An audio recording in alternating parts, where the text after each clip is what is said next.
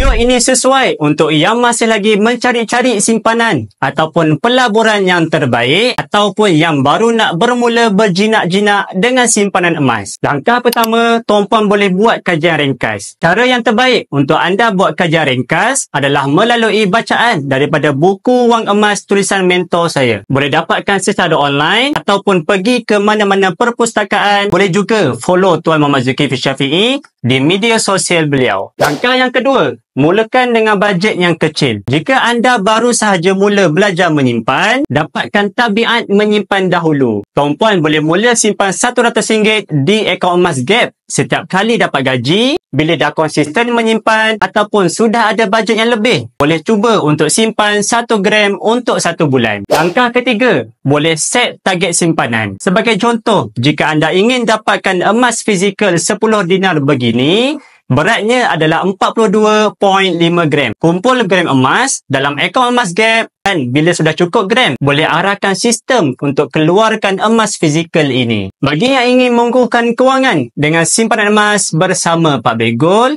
boleh tengok pin video tutorial di profil. InsyaAllah, saya bantu sebaiknya.